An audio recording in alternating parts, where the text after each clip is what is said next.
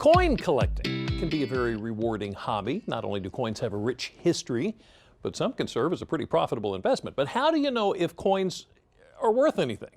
Well, Lisa stopped by Robinson's family of businesses to find out.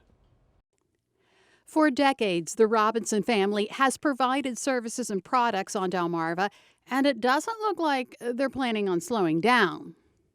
And I'm here with John Robinson of Robinson's family of businesses, and we're talking coins today, something your family has been doing for quite some time. Yes, we've been doing coins since 1962, and lately it's become really about half of our overall business. Really? So my son's taken over, and he's really expanded that into the business. Okay, so for those people who might have some coins lying around their house, how do you know if a coin is worth something?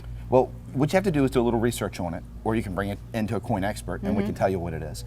So just basically you got to look it up and see what it is. Okay, what makes a coin valuable? The first thing is the rarity of the coin. The second thing is the condition. And then the third thing is kind of the mint mark, and to make sure it's not been cleaned. If it's been cleaned, it kills the value of it. Yeah, because you say a lot of people clean their coins before they bring them in. They clean them and they bring them in. They think they've done this great service. No, they just destroyed the value of their coin. So don't clean your coins. Okay, so you have some coins sitting here. These quarters here, tell me about them. The coins here are a good example of what you need to look for in the value of an item, because they essentially look the same. And they're both 1932 quarters. One actually looks a little better than the other, but they're both graded coins. They're exactly the same grade. The difference is the one coin is a plain quarter, so it's a 1932 plain. The other one is actually a 32 double D. It's a very rare coin, and the difference is this one's a $225 coin. The other one is an $18,000 coin. And that's because of the D? That's because of the double D and the rarity of that 1932 coin. So now I know D stands for Denver. Is the double D, it's just it's a where defect? it was struck, yes. It's where it was struck and kind of got a double strike to it. So it's got the D on there twice. $18,000. $18,000 for that That quarter. is amazing. It is. You don't get this very often. It's No, a rare, I bet rare not. item.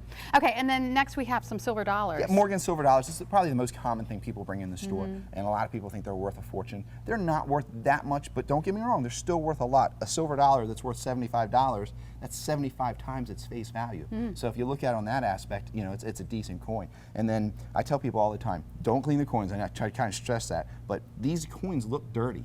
But if they were clean, they wouldn't be worth anything. So, but this coin's a $75 coin, where most of your coins that even look better than this, and physically they look better, but once you get looking a little closer at the details and the hairlines and that kind of thing, you realize they're not as good, and so these are a little bit more valuable. Now what do we look for if we have silver dollars? Is there some kind of defect or some kind of marking that... On your silver dollars, you want to look for the initials Carson City on the back, CC. CC. Those are the ones that are worth more money than just kind of your everyday silver dollars. Okay, and over here you have some gold. I know gold, you do a lot of gold. Yes, gold is like a big thing with us now. A lot of people turn in their old coins and they're getting actually gold bullion now. And I always kind of push people towards the American Eagle. It's kind of the standard bearer in the business. It's a 1 ounce gold American coin. It's worth $1,215 in gold today. And then it's always going to be worth its gold weight, and it holds its value. So I try and push people towards those when they're actually investing in gold. Some people want gold bars. People will sell them gold bars, but I like the gold coins. You pay a little bit more for it, but it really holds its value. But the gold coins, they are valued strictly on the gold? For the most part, they are. If they're in really, really good shape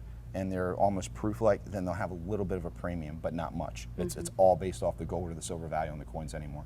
Now what about silver? I know silver, we still find it in coins, but not as much as we used to? No, we don't really. They do proof-like coins from the mint that are silver to this day, but most of your quarters and your half dollars and your dollars, they all have to be 1964 and back. So your dimes that are 1964 and back, they're 90% silver, and that's where the value really starts getting into those coins. All right, now this right here caught my eye because this is actually a $500 bill. I didn't even know they made those. They do. Currency's become a big part of the business, but $500 bills, it's really cool. Those things are worth about $800 now, so they actually are worth more than just their $500 face. And they're beautiful, and they're neat. They're neat to have. Yeah, yeah. So as far as determining the value of coins, how do you do it? What do you use? We don't really use the book anymore, like a red book. We use Gray Sheet. We also look at auction sites to see what it's actually sold for in the past and kind of get an average from that.